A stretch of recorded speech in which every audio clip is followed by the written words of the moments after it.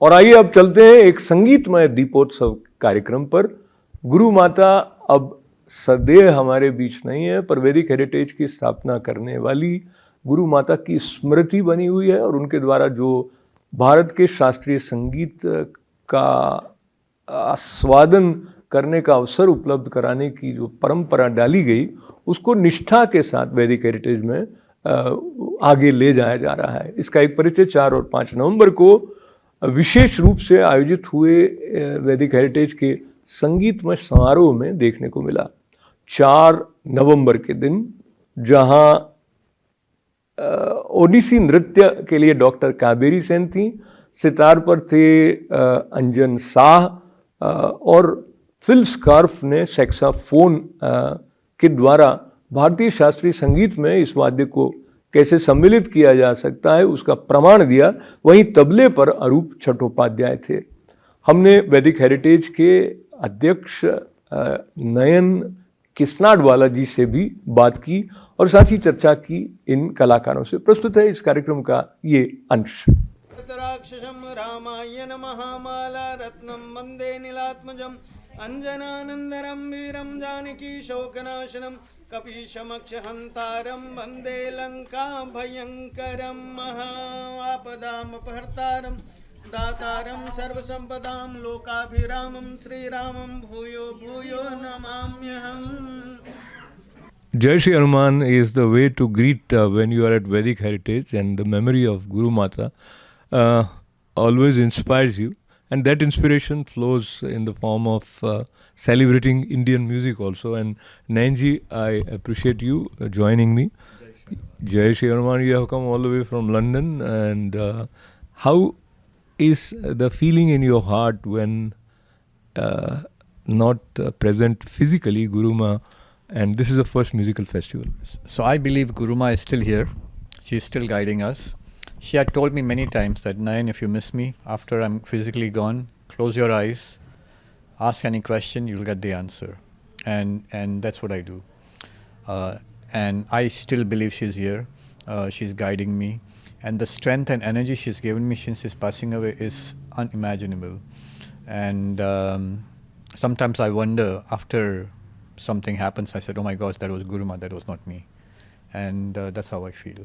So for this program, which is the first program after Guruma's physical passing away, we're going to keep an empty chair with her shawl, with a little table in front of her, with a glass of water in her glass, in a silver glass, and her supari.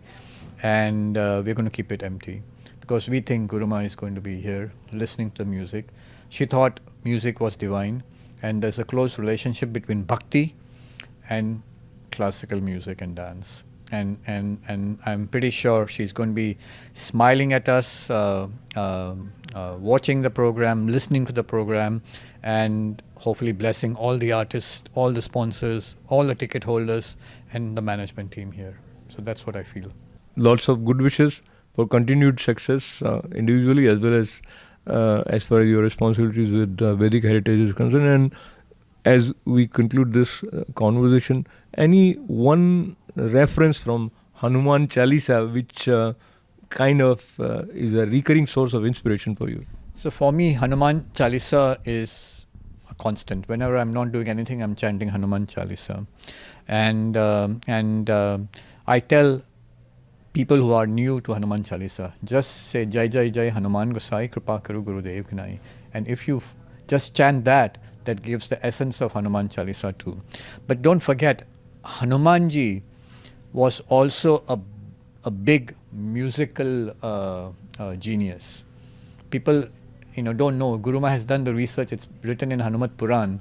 And so the music, he also said that music was divine. And so Hanumanji will be invoked today downstairs in Pandit Jasraj Auditorium.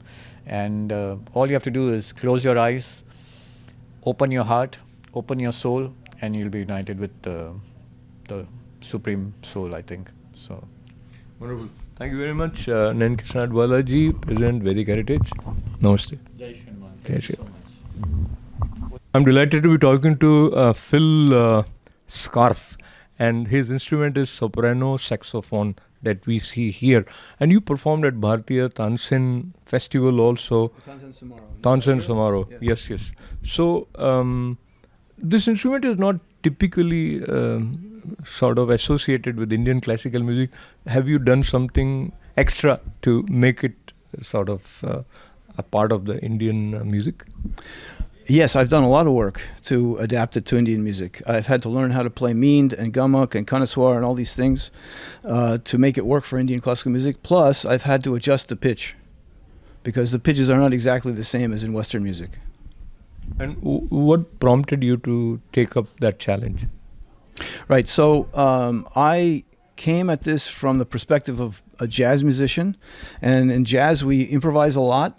And Hindustani music also involves a lot of improvisation. So I've been very interested in different approaches to improvisation.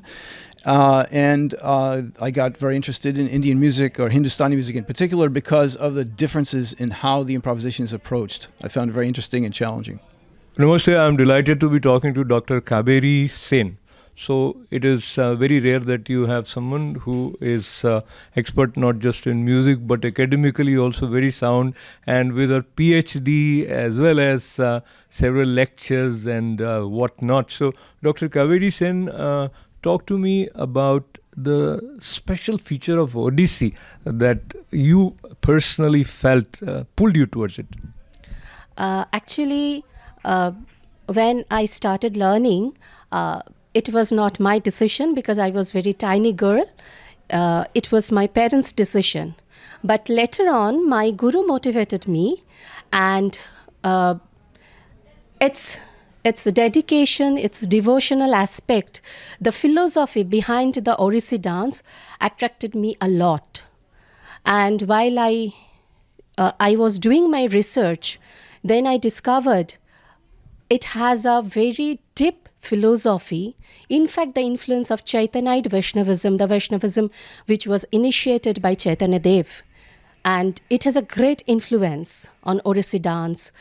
And the origin of the dance, that the Mahari tradition, these are the aspects, mainly the philosophy attracted me a lot. If I talk from the technical aspect or from the technique, then I should say the torso movement, what we do, this is, just the doing this, attracted me. It is such a joy to be among Anjan Shah ji and Arup Chatterjee ji. Anjan ji has big name as sitarist, and Arup ji gives that bass with which the rhythm helps everyone become full of life. So with your permission, I'll begin with the rhythm part, Arup ji. So Arup ji, tabla has been a part of your life for so many years, and you have performed at several stages with different artists. Any one particular concert that has stayed with you because of the overall response of the audience and the way you felt?